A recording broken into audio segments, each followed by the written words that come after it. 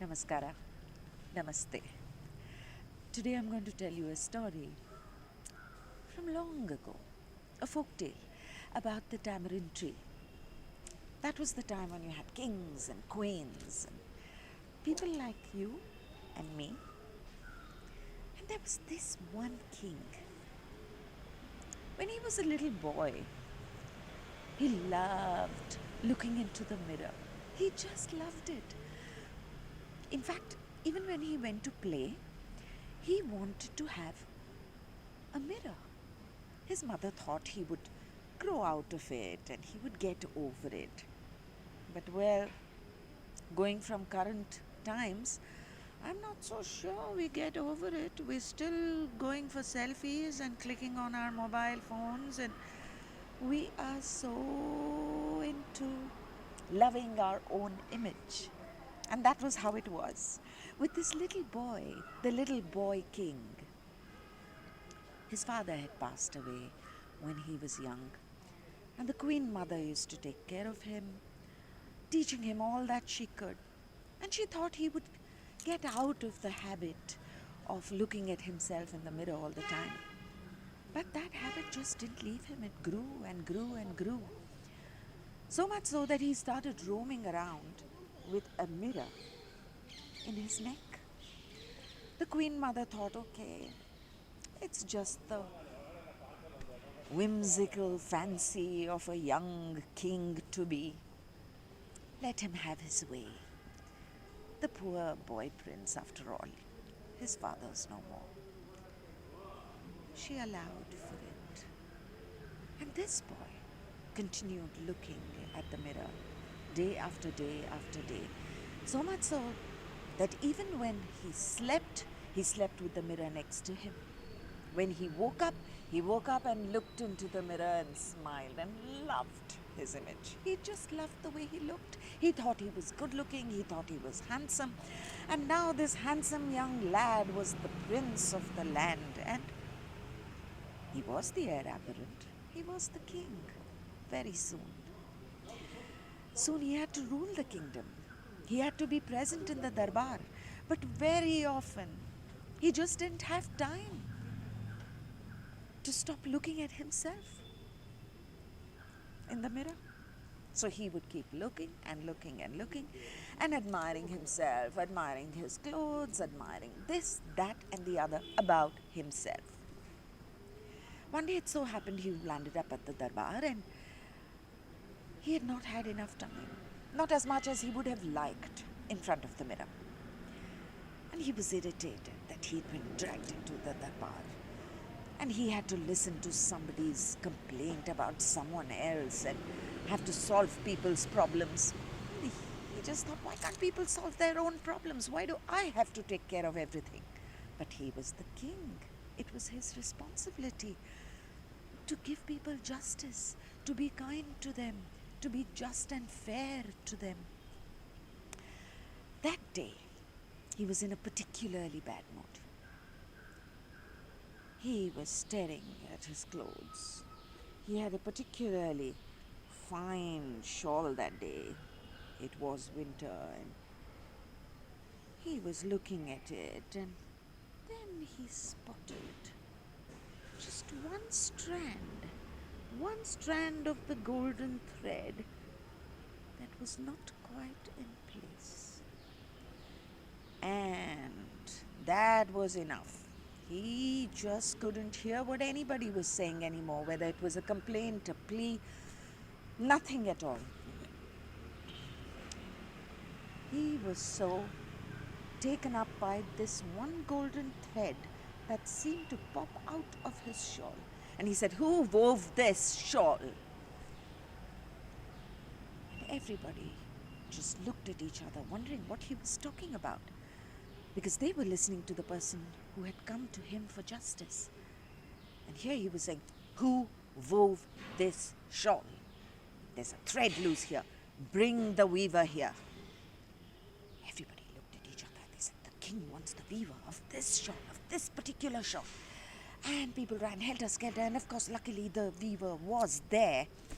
And so they got this weaver in to the darbar, and he was shivering, and he said, Sarkar? The king looked at him and said, you wove this, and a strand is loose.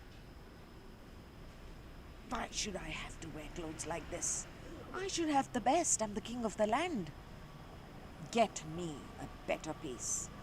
The weaver bowed and he said, I will for sure. And this time I will make sure that every strand is in place. In fact, I will put emeralds and rubies in so that they're just held in place with the weight of those precious stones. And I will not charge His Majesty anything, nothing for my labor or for the materials. The king said, get on with it first. About costs we shall see later. And the weaver went.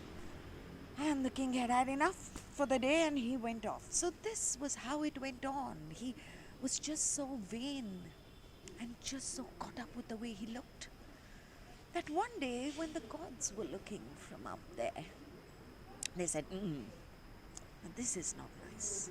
He is the king of the land. He's got to be doing what we can't do on earth. That's why we've got him there. We've got to do something. That night, when the king went to sleep, after having looked at himself and after having admired himself in the mirror, he had sweet dreams of himself in fine clothes, a new shawl woven by the weaver that morning. And when he woke up in the morning, as usual, he took his mirror and looked at it, and in the mirror he saw something that he couldn't believe he was seeing. He looked carefully, he rubbed his eyes, he blinked. He just couldn't believe it. This couldn't be him. This was probably something playing games with his mind. Something was afoot. This was just not him. This was not his image. This was not what he was used to seeing. He'd been looking at this mirror every day. So he just put it aside and he had enough mirrors around in his chambers. He walked around from mirror to mirror, from mirror to mirror, looking at himself. But he saw the same horrifying image in the mirror. He couldn't believe what he was seeing. He had horns. He didn't know what to do. So he sat, he thought, and then he said, okay, who? I can call the barber. He said, okay. He took the shawl, he draped it over himself, and he went to the door and he knocked on the door. It was strange because the attendants at the king's door weren't used to the king knocking from inside. It was weird. But he knocked and he said, I want you to go and call the barber right now. Summon the barber, just now, this instant. And the attendants said, Ji, Sarkar. And they ran. They got the barber.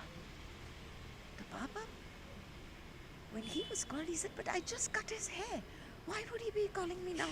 And he said, oh my God, what happened to the weaver today? I just hope it's not my turn for something that I left imperfectly done on his head. Is there one strand or one hair sticking out that he doesn't like? And he came to the palace and he was shivering and he entered the bedroom, the king's chambers, and he stood there. The king was quick to pull the door shut as soon as he entered. And he said, Ji, Sarkar. And the king said, come here. Promise you will tell nobody.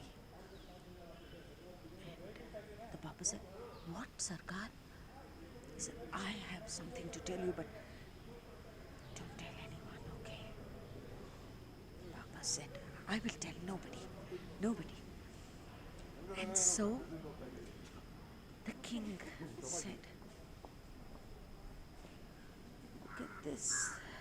And he picked up his shawl, and there under the shawl were two horns sticking out of the king's head. And he said, what do I do? These horns, what do I do? Do something, cut them. The Baba said, oh, how will I cut them? The tools I have can only cut hair. He said, do something. Get the Baba or get his tools. Don't get the Baba, get his tools. And the Baba said, but he will ask me for what I need, his tools, and why I'm not calling him to do the work. Let me try. I have this blade.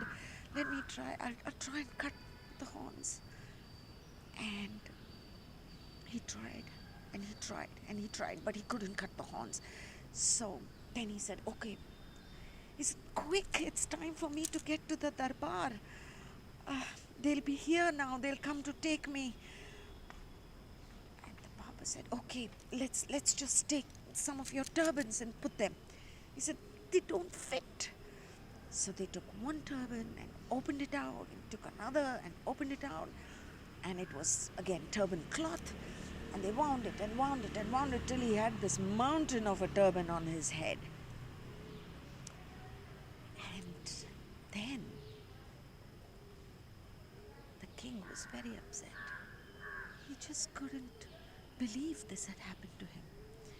He didn't want to look into the mirror anymore. He was just horrified. And that day he said, oh, I don't feel like going to the darbar. And he dismissed the Baba. He said, go see if you can find some solution to this. But don't tell anybody. The Baba ran out of the palace. He heard the crow cawing and the birds calling. He thought he could tell them. He said, nobody. This is his secret. He can't tell anybody. But he was dying to laugh, you know. This man who had been so vain, who had been bragging about how he looks and how good he is and how handsome he is, good in terms of his looks only. He never had anything really to boast about in terms of what good he did. So the Baba was dying to laugh. So he ran and he ran and he ran. And he reached the middle of the forest, and there was a tamarind tree. And he stood there and he held the tamarind tree and he started laughing. And he laughed and he laughed and he laughed and he guffawed. And he guffawed and he said, the king has horns. And then after that, when he had rolled a bit on the ground and had enough of laughing that he couldn't really stop. He couldn't stop. And he had the smile on his face as he walked back to his village, and he walked back home. And then he tried to stifle his smile and became very serious. The next day was a festival day, and the drummers had decided to make new drums for the festival. So they came and they looked around the forest and they thought that this tamarind tree was nice and big and mature. It was old enough to be cut. And so they cut the tree and they made drums out of its wood, and they got the drums ready for the next day. And the next day they started beating the drums early in the morning. And instead of the dham dhama, dham dhama, dham dhama, dham, what did they hear? They heard the drums proclaiming with laughter, with guffawing, with the king has horns. The king has horns. And everybody in the kingdom looked at each other. They looked at each other, shocked. And they said, what is happening? But nobody had the answer. And the Baba heard it. And the king in his chambers, who was on his way to the darbar, he heard it, and everybody in the kingdom heard it. And the king looked at everyone, and of course he had this mountain of a turban on his head, and he was so ashamed of himself, of his looks, of everything. He just felt not good enough anymore. Now that he had the horns on his head that he knew of, and of course the Babu knew of, and now it seems like the whole kingdom knew of it. And he just ran, and he ran, and as he ran, the turbans came off his head, and he had tears in his eyes, and he just couldn't bear it. And he reached the forest, and he stayed there for a long time. And it was as if he could hear the whole kingdom laughing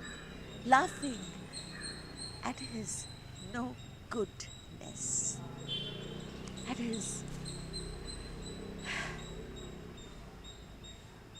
horns, and all that he had and all that he didn't have anymore. And it made him think at what sort of man he was, at what sort of person he was, what sort of king he'd been. And for a long time, the Prime Minister took his place and looked after the kingdom and looked after all that the people needed. And the people talked among themselves. He could hear voices from around the kingdom about how the king had not bothered to hear people's voices. But now, it was this minister who would listen to their voices. People talking, people laughing, people just sharing their joys and sorrows among themselves with the Prime Minister too. And then, this Prime Minister was growing old. So he said, we've got the kingdom in order. We've got to get the king back. We need to find him. And so they set out to find him. And a long time had passed. The Prime Minister had grown old, his hair had greyed. And they looked for this king who also had aged a bit. He had also grown. His hair had grown. And when they looked, they found that this king was not quite the way he was when he had left. And they pleaded with him. They said, "We have come to take you back. Come back to your kingdom. Come back to your people. Rule over them. Be their king. Do for them all that they wish you will do for them." And the king said, "But I'm not good enough. I was so caught up with how good I looked that I hardly did any good." So the minister said, "Now is your chance. Come, do all the good that you didn't do then." He said, "But I don't know if they would like a king with horns." And they said, "They will like you with horns or without horns, just as you are, with or without. It's not about what you have, but it's about what you are. So come." And the king came back and he said, "Well, I shall wear a turban today, not to hide my horns, but to wear my kingship with honor." And that day, when he tried wearing his turban, for the first time in all those years, he felt his head and he found he didn't have horns. He just didn't have horns. He was so happy. And he went to the darbar and he gave justice like never before, listening to everybody, listening to all their woes, listening. So that is the story of the tamarind tree. And after that day, people think twice before making drums from fresh tamarind wood, because who knows what's just been spoken to it by who from somewhere and what it's going to tell the world. I hope you enjoyed the story of the tamarind tree. Do spread the story. Tell it to everyone you know, and have fun.